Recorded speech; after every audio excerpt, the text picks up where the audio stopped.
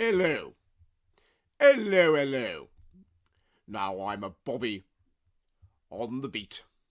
You can tell by my pointed hat and the size of my flat feet as I walk around the street. Now I'm a naughty rabbit. If I see something nice, I'll grab it. Oh, it's not because I want it or it's got my name upon it. Oh, it's just a naughty habit. Hello there.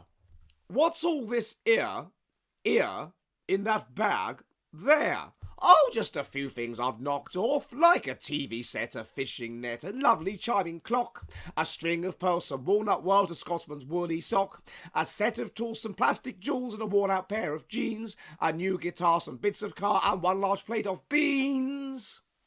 Hello, hello, hello, and welcome to this edition of the Jolly Heretic. Now, I was channeling there my favourite episode of my childhood favourite programme, Henry's Cat. And what it was about was an episode where Henry's cat and his best friend, Chris Rabbit, have to come up with jingles to sell various things. And they come up with an idea for No Crime Day, because Mrs. Thatcher gets in touch with them and asks them to come up with a way of reducing crime. And their jingle is a National No Crime Day, and that song is part of that jingle. Now, there was a certain naivety to the video, because, of course, it assumes that the policeman is an honest guy who upholds the law, and then there's this contrast with Chris Rabbit, who is Bill the burglar, the naughty thief, who breaks the law. That was how we were brought up in those days. I was always told as a child, if you ever have a problem, go and see a policeman. If you ever get lost, go and find a policeman. But now we know that you probably shouldn't do that, because if you're Sarah Everard and you're crossing Clapham Common in the dark late at night and you go and find a policeman, then that policeman uses his policeman authority to abduct you, sexually assault you, and murder you. So there is increasing corruption in the British police force, and in today's episode of the Jolly Heretic, I want to look at why that is the case. But before we do that, a quick word from our sponsor. Before we start, I'd just like to say a word about our sponsor, and that is Atlas VPN. Now, here's the situation, chaps. We are all truth seekers here at the Jolly Heretic Public House. We all want to know the truth about the world, and the only way we can do that is if we get lots of different perspectives, lots of alternative perspectives. And we are in a situation where we cannot get that. The internet is censored, everything is censored, and we literally cannot get the other side with regards to certain important events that are happening in the world because of the way that they censor the internet. So the only thing to do, as far as I'm concerned, is to use a VPN. And Atlas VPN is currently running a huge discount. It means you can get a 3-month subscription for just $1.83 a month, plus 3 months for free, with a 30-day money-back guarantee. And so time is running out, so it's worth looking into, really. There's lots and lots of benefits to this. Not only is that you've got that deal, but you can unlock your favourite content from all over the world. Shows from Friends or whatever it is you like using Atlas VPN. You can keep your Google searches private. They make sure that your results aren't tracked and so forth. You can stop ads and malware. It's more than just a VPN. It blocks malicious links and ads and so forth, and it notifies you when someone's trying to steal your data. And you can save money online. It notifies you of the best deals, and it can protect unlimited devices. So it seems to be a jolly good idea. And as I say, they've currently got this campaign where it's just $1.83 a month. So, it's worth thinking about. $1.83 a month for a 3-year subscription, plus 3 months for free with a 30-day money-back guarantee. Time is running out, so, it's certainly worth looking into. So as a person that is in favour of the truth and wants as much, as many different perspectives as possible and is finding these blocked by our current system, I think getting a VPN is worth doing. And as far as I can see, Atlas VPN is where it's at, chaps. Okay, I've changed my shirt back and let's look at that. Now, I'd like to apologise, first of all, for the nature of my voice. I picked up something awful when I was at the Traditional Britain conference at the weekend, probably corona. And so, oh God, it's a sore throat is going on, so my most violent apologies if anything was off. But let's have a look then at the growing corruption in the British police force and why it is the case. In 2015 alone, there were 3,000 allegations made of police corruption. At the same time, there is strong evidence that the police themselves are engaging in a crackdown on whistleblowers, i.e. the British police are so culturally corrupt that they do something to essentially drive out those people who are not corrupt, or at least who are not prepared to be passively corrupt, who are not prepared to turn a blind eye. According to the Inspector of Her Majesty's Constabulary, who interviewed 17,200 people, in 2015, the majority of officers fear that there would be serious consequences for themselves personally and for their careers if they were to report corruption. So this is telling you that the British police is corrupt and the average British police officer should not be trusted. According to the Serious Organised Crime Agency, they found that between 2010 and 2015 there was a sharp increase in evidence of corrupt behaviour on the part of British police officers, and this included British police officers dealing heroin, British police officers dealing cocaine, British police officers dealing amphetamines, and British police officers such as Wayne Couzens abusing their power for sexual gratification. Between 2013 and 2015, the Metropolitan Police, that is the police that it controls London, suspended 73 officers on various charges such as drug dealing, bribery, theft, sexual abuse, and worst of all, disclosure of private information. Imagine that. Imagine being able to basically bribe a police officer to disclose information about somebody that is private. 11 of these cases were convicted, and a freedom of information request found that the others were dropped or whatever, and they wouldn't give any further information. So presumably these people were moved, or these people were forced to retire, presumably on a full pension, which is massive if you're a policeman, or whatever, that it was basically covered up. Now, this kind of stuff barely makes the newspapers, or if it does make the newspapers, it doesn't make the front page. It's not considered major. We are so used to the British police force being corrupt that we just accept it. It doesn't matter. In 1970, it made the front page of the Times, and it was a huge news story. London police officers in bribery allegations. It was incredible. This was like considered the downfall of Scotland Yard. And what had been found from a whistleblower who'd been recording people using tapes was evidence of the police planting evidence, evidence of the police taking backhanders from criminals to overlook what they were doing. The Obscene Publication Squad was basically taking tithes from illegal pornographers so that they could run their illegal porn businesses. The Obscene Publication Squad was taking backhanders from the owners of illegal nightclubs and brothels so that they could keep going. And this had been going on for years. The Dangerous Drugs Squad was basically running a cannabis racket in which they were selling drugs. They were taking drugs in return for not prosecuting them or whatever, or turning a blind eye from these drug dealers, and then they were dealing these drugs themselves, and they were making money out of it. And this, remember, is a police force that is well paid. Police officers are in Britain, I don't know about America, but in Britain they are extremely well paid. They are very well paid. So they don't need bribes. They don't need extra money. They just wanted it because they're greedy.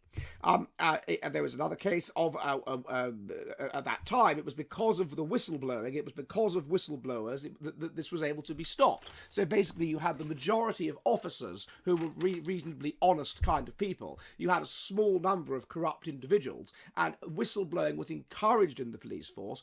Police officers felt they were able to engage in whistleblowing, and therefore this dishonesty was brought down.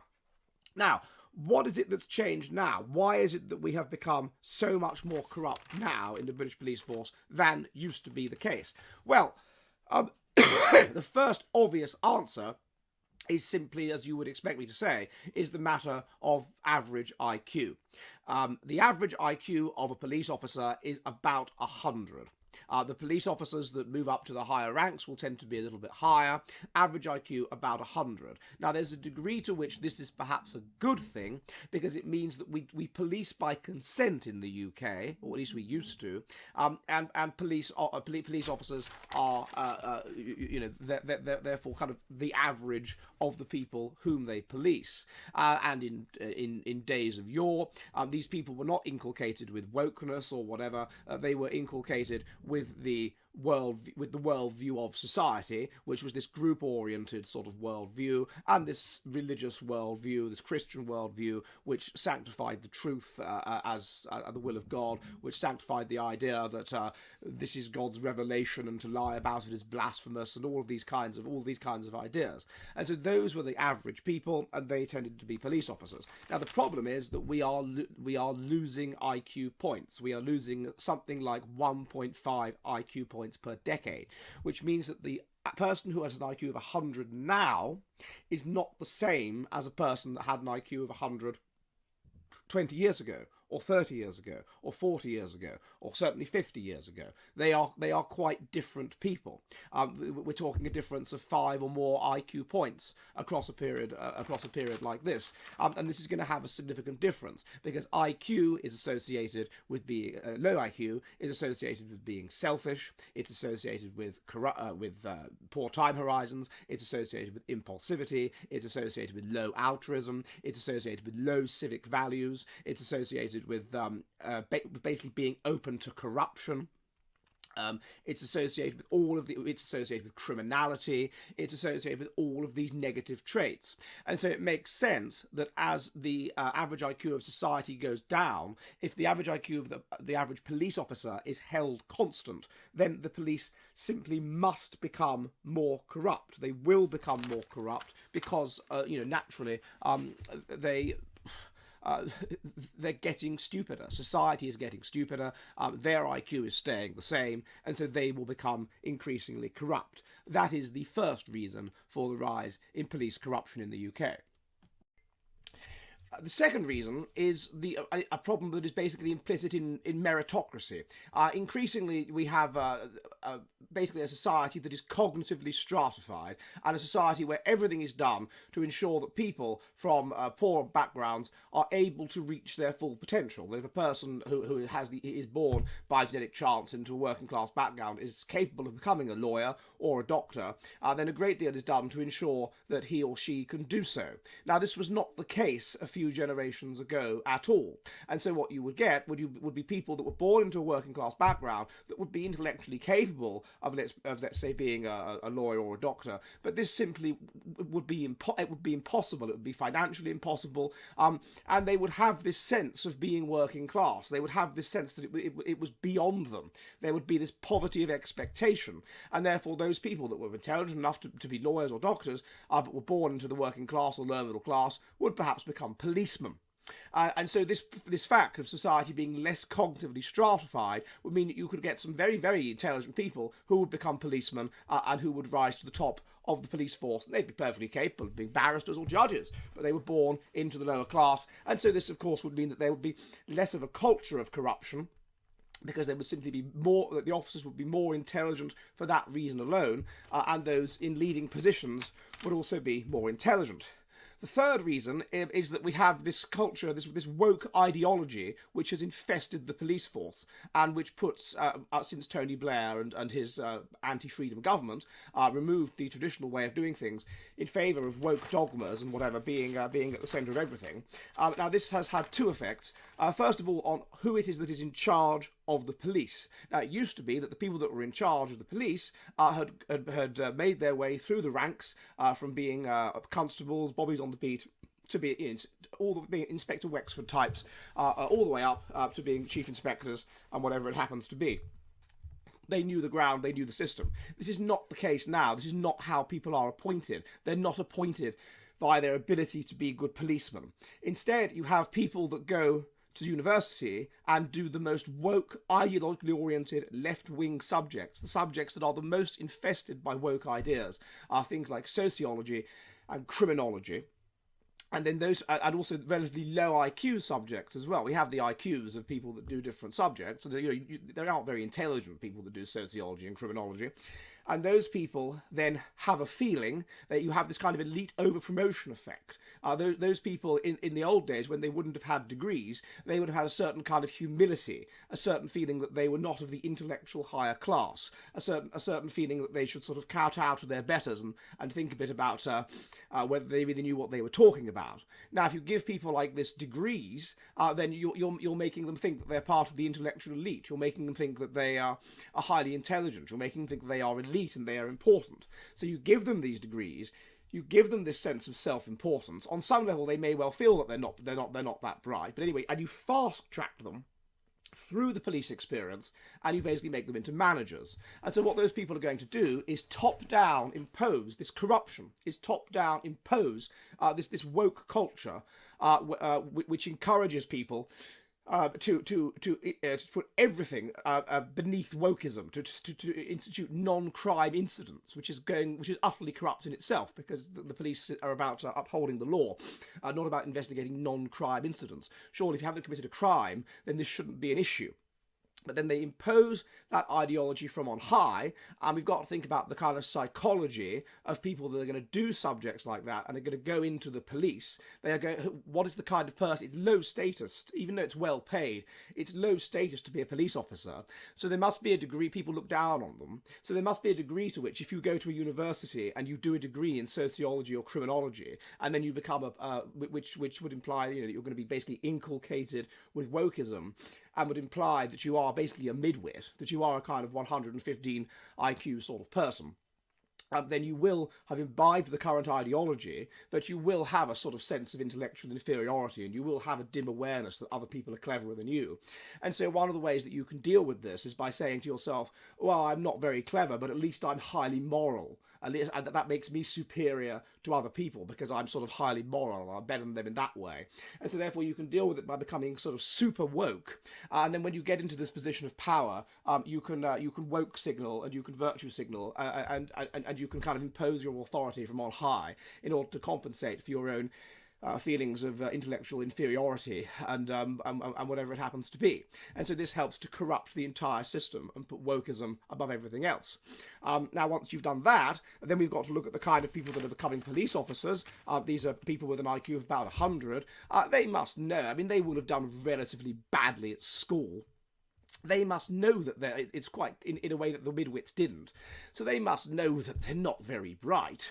And in some cases, one of the ways that you can compensate for that, again, it's kind of like the Methodist preacher of the 19th century who's a coal miner. One of the ways that you compensate for it is by saying, oh, well, I'm not that bright, but I'm more moral than everybody else. I'm superior in that way. And therefore you persuade yourself that you are super woke. That you really believe it, and therefore you're better than other people, and therefore you take the knee in front of Downing Street or whatever, as a way of dealing with your own intellectual insecurities. And so this again means that on the basis of the everyday constable, then you deal with your own feelings of inferiority about being stupid, by going way beyond what you're allowed to do, by pushing your weight around, by going beyond what the law allows you to do, by believing that you know more about the nature of the law than you really do, by trying to persuade yourself of your own knowledge and intelligence, by trying to persuade yourself of your own abilities, as you see with this case in Cheshire of these officers that went way beyond what they were legally allowed to do,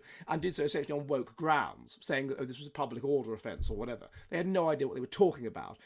But I suspect they had dealt with their own feelings of inferiority by telling themselves that they knew a great deal about what they were doing. They had dealt with their own feelings of inferiority, by becoming offended and triggered by someone confronting them with what they were, which was fairly useless, which meant that they got angry and went beyond what they had the legal right to do, and also by being more woke than the last man, because they had been inculcated with the view that being woke is good, and they were sufficiently unintelligent to think that, oh, well, then more woke is better, and not understanding the limits of the law in this regard.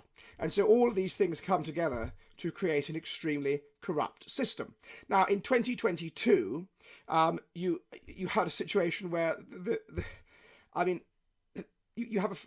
was revealed that the Met Police had employed 100 people who had criminal connections or criminal convictions to work for them. That they were putting private information, important information about keys and things written on fridges. All kinds of insanity. So this shows you just how much it's collapsed. And the head of the Metropolitan Police was fired by the Mayor of London because he no longer had confidence in her. Of course he didn't have confidence in her. She wasn't appointed because she was good. She was appointed because she was a woman. She was appointed because of her sexual orientation. And she was appointed presumably because she had a degree. She wasn't appointed because she was a good, experienced police officer. And so this brings about the gradual collapse in public trust in the police, and particularly the Wayne Couzens case. It's just concrete evidence of how corrupt the police have become. Now, we always used to joke. I remember once being at a place in Winchester, in a kebab shop late at night, and it was full of police officers.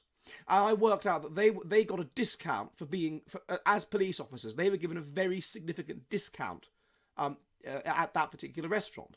Why?